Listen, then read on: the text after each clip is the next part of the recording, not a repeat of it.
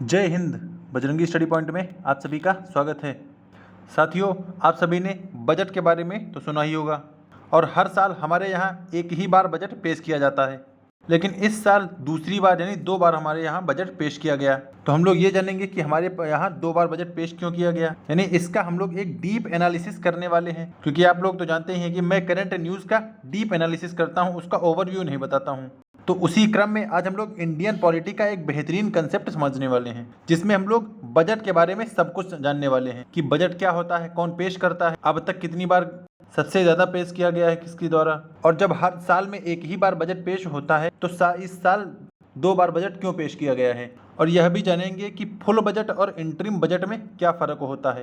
यानी ये बजट के बारे में हम लोग कंप्लीट सब कुछ समझने वाले हैं, यानी इंडियन पॉलिटी का एक बेहतरीन कॉन्सेप्ट हम लोग क्लियर करने वाले हैं। तो चलिए स्टार्ट करते हैं अपने वीडियो को। और ये न्यूज़ में इसलिए आया है क्योंकि अब निर्मला जी ये जो 27 या 28 जुलाई से मॉनसून बजट स्टार्ट होने वाला है, उसी में बजट पेश करेंगी और ये 2024 का फुल बजट होगा, यानी पूर्ण बजट होगा। तो फुल और इंटरिम बजट समझने से पहले हम लोग बजट के बारे में समझ लें कि बजट क्या होता है। तो देखिए, बजट का अर्थ क्या है। बजट अंग्रेजी शब्द के बोगेट शब्द से लिया गया है, यानी बजट जो लिया गया वो बोगेट शब्द से लिया गया, जिसकी उत्पत्ति फ्रेंच शब्द बॉगेट से हुई है। और बॉगेट का मतलब होता है चमड़े का बैग।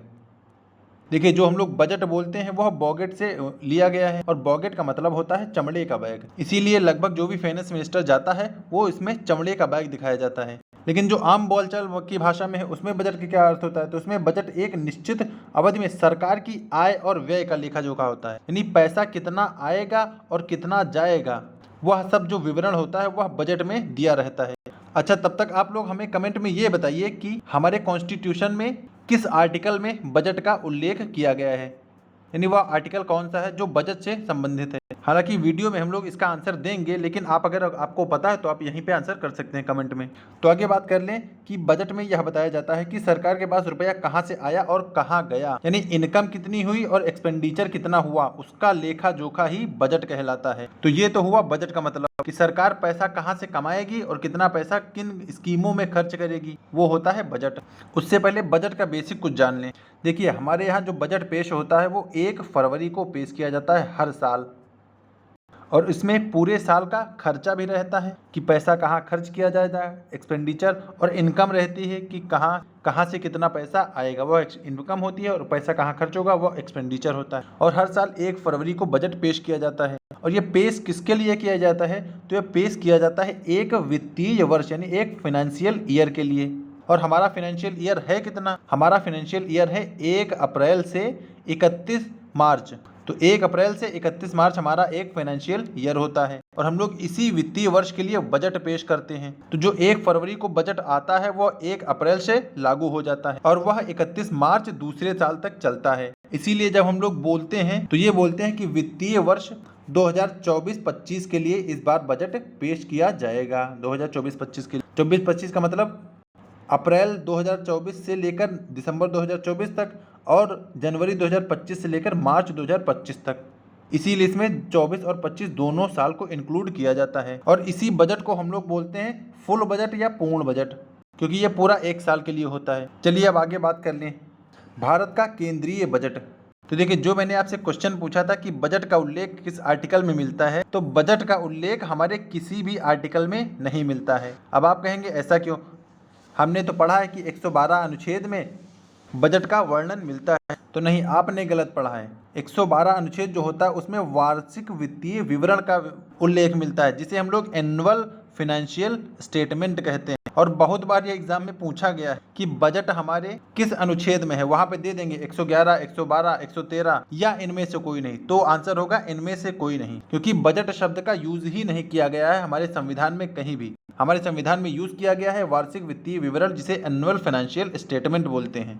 तो इसीलिए बजट का कहीं उल्लेख नहीं है। जो उल्लेख है वो एनुअल फाइनेंशियल स्टेटमेंट का है और उससे ही हम लोग बजट के रूप में कंसीडर कर लेते हैं। और बजट हमारे यहाँ पेश कौन करता है, तो बजट हमारे यहाँ पेश करता है वित्त मंत्री। और हमारे यहाँ इस समय जो वित्त मंत्री हैं वह निर्मला सीतारमण जी हैं। इसीलिए जो अब जुलाई में बजट पेश करेंगे वह फिर से निर्मला सीतारमण जी ही पेश करेंगी। और ये देखिए, यहाँ पे कहा गया कि भारत के वित्तीय वर्ष की शुरुआत यानी 1 अप्रैल से पहले इसे लागू इस करने से पहले बजट को सदन द्वारा पारित करना आवश्यक होता है। यानी जो बजट होता है, जो फुल टाइम बजट होता है, उसे लोकसभा या संसद में पारित करना आवश्यक होता है। तो इसीलिए अभी हम लोग फुल बजट और इंटरिम बजट की चर्चा करने वाले हैं। आगे देखिए, ये है फुल बजट और ये है अंतरिम बजट। यानी इसे इंटरिम बजट बोलते हैं और इसे फुल बजट बोलते हैं। तो सबसे बेसिक डिफरेंस ये है कि फुल बजट एक साल के लिए पेश किया जाता है और अंतरिम बजट सिर्फ चुनावी साल में पेश किया जाता है। तो चूंकि इस बार हमारे यहाँ लोकसभा के चुनाव हुए हैं, नई सरकार बन के आई है, इसीलिए हमारे यहाँ पहले इंटरिम बजट पेश किया गया, उसके बाद अब फुल बजट पेश किया जाएगा। और इंटरिम बजट पेश किया गया था 1 फरवरी को पेश किया गया था और वो जून तक के लिए पेश किया गया था। यानी लगभग 4 महीनों के लिए वो बजट पेश किया गया था। अब आप कहेंगे सिर्फ 4 महीने के लिए क्यों पेश किया गया था? तो देखिए, पहले जो सरकार थी, जरूरी नहीं कि वही सरकार अब भी आती।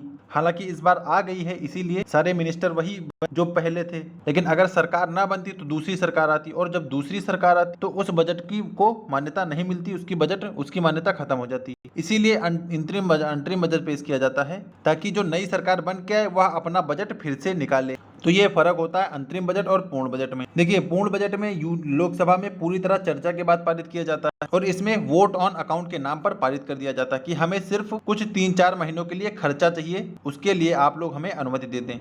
और इसमें पूरे 1 साल का वित्तीय विवरण होता है और यहाँ पर सिर्फ 3-4 महीनों के लिए। और इसमें पिछले वर्ष का आय और व्यय का विवरण दिया जाता है, यानी इनकम और एक्सपेंडिचर का विवरण पूरा दिया जाता है। लेकिन इंटरिम बजट में ऐसा कुछ नहीं दिया जाता है, ये केवल सामान्य विवरण पेश किया जाता है कि हाँ, खर्चा करना कहाँ है, क्योंकि सिर्फ 3-4 महीनों के लिए खर्चा करना होता है, इसी के लिए उसको निकाला जाता है।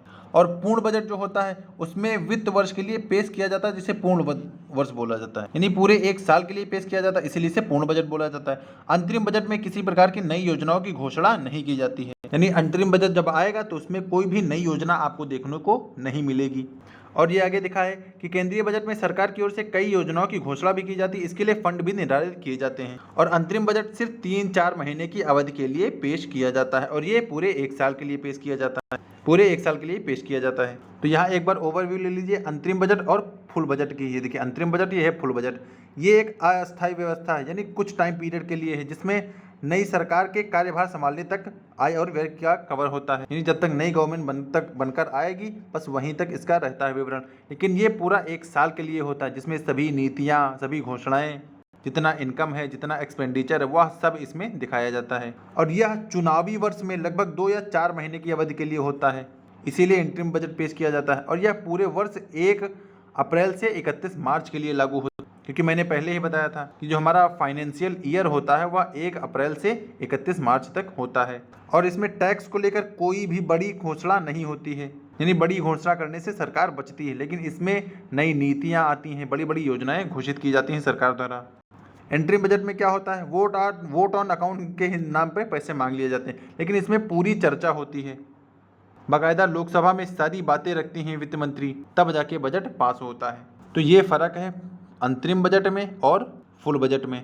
तो अब मुझे उम्मीद है कि आपको इंटरिम बजट और फुल बजट में अंतर समझ में आ गया होगा, और शायद इसका भी जवाब मिल गया होगा कि इस बार 2 बार बजट पेश क्यों हो रहा है। अगर नहीं मिला तो चलिए एक बार फिर से जान लें। देखिए, चूंकि पहले की जो सरकार थी, एनडीए की ही, भाजपा की ही थी, उसने जब 1 फरवरी को बजट पेश किया था तो तब सिर्फ चुनावी टाइम पीरियड के लिए वो सिर्फ 4 महीने के लिए बजट पेश किया था, पहली बात।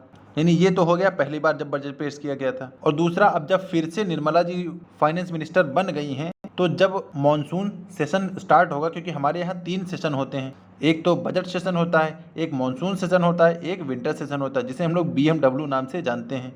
तो बजट सेशन खैर हमारा खत्म हो गया, अब मानसून सेशन आने वाला है, जो कि 27 जुलाई से शुरू हो जाएगा, 27 जुलाई से।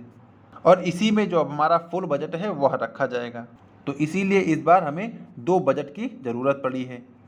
तो अब आपको 2 बजट आने के पीछे कारण पता चल गया होगा। और बाकी इस बार आने वाले बजट को पेश करने के साथ ही निर्मला सीतारमण इतिहास बनाने को तैयार हैं। यानी वह ऐसी वित्त मंत्री होंगी जो 7 बार लगातार बजट पेश करेंगी। यानी इससे पहले भी कोई 7 बार बजट 6 बार बजट पेश कर चुका है, तो हाँ, इससे पहले मोरारजी देसाई ने लगातार 6 पूर्ण और 1 इंटरिम बजट पेश किया था। यानी इससे पहले मोरारजी देसाई ने 6 पूर्ण बजट और 1 इंटरिम बजट पेश किया था, तो उन्होंने तो 7 बजट पेश किए थे। और अब यह भी 6 फुल बजट पेश करने वाली और 1 इंटरिम बजट पेश करने वाली महिला बन जाएंगी या वित्त मंत्री बन जाएंगी। और आने वाले टाइम में तो निर्मला जी सबसे ज़्यादा बार बजट पेश करने वाली महिला और वित्त मंत्री भी बन जाएंगी, क्योंकि अगर सरकार चलती है 10 साल तो पूरा 10 साल ये बजट पेश करेंगी। तो 10 लगातार बजट पेश करने वाली पहली वित्त मंत्री और पहली महिला बन जाएंगी। और आइए बात कर ले हमारा बजट इस बार है कितना। तो देखिए, जो यूनियन बजट 2023-24 का था वो लगभग था 45 लाख करोड़ रुपए का, और जो इस बार बजट पेश किया जाएगा जुलाई में वो हो जाएगा 47 लाख करोड़, यानी 2 लाख करोड़ इसमें और ऐड हो जाएंगे। क्योंकि भाई हर साल खर्चा ऐड हो रहा है, हर साल इनकम ऐड हो रही है, तो इसीलिए बजट में आय और व्यय का लोखा जोखा भी ऐड हो जाएगा। और इसमें रेवेन्यू एक्सपेंडिचर जो है वो 3.2% बढ़ा है और कैपिटल एक्सपेंडिचर 16.9 बढ़ा है। देखिए, किसी भी देश के लिए अगर रेवेन्यू एक्सपेंडिचर बढ़ता है तो वह थोड़ा समझने वाली स्थिति है, लेकिन अगर कैपिटल एक्सपेंडिचर बढ़ता है तो वो बहुत अच्छी बात है। अब आप ये पूछेंगे कि इन दोनों में क्या अंतर होता है। चलिए किसी दिन रेवेन्यू एक्सपेंडिचर और कैपिटल एक्सपेंडिचर जितने भी एक्सपेंडिचर होते हैं उन सब पर एक सेपरेट वीडियो बना देंगे, क्योंकि फिलहाल बात है बजट की। तो बजट में जो जानने लायक था वो मैंने आप सबको सब कुछ बता दिया है। तो अब मुझे उम्मीद है आपको आपके सभी सवालों के जवाब मिल गए होंगे कि बजट होता क्या है, इसे पेश कौन करता है, और यह हमारी संसद में कब पेश किया जाता है, उसके बाद कितने टाइप के बजट होते हैं, फुल बजट और इंटरिम बजट क्या होता है, और इस बार हमारा बजट कितना है, और संविधान में बजट के लिए क्या प्रावधान है। इन सभी सवालों के जवाब आपको मिल गए होंगे। यह न्यूज़ करंट में ज़्यादा थी इसलिए मैंने आपके साथ इसको कवर कर लिया, और इसी के साथ आपका पॉलिटी का एक कॉन्सेप्ट भी रिवाइज हो गया। तो वीडियो अच्छा लगा हो तो इसे लाइक कर दें, चैनल पर पहली बार आ रहे हो तो इसको सब्सक्राइब कर लें, ताकि कोई भी वीडियो अपलोड की जाए तो आप सब तक तुरंत नोटिफिकेशन पहुँच जाए। तो मुझे उम्मीद है आपको बजट कंप्लीट क्लियर हो गया होगा। तो इस वीडियो में इतना ही, मिलते हैं नेक्स्ट वीडियो में, तब तक के लिए जय हिंद।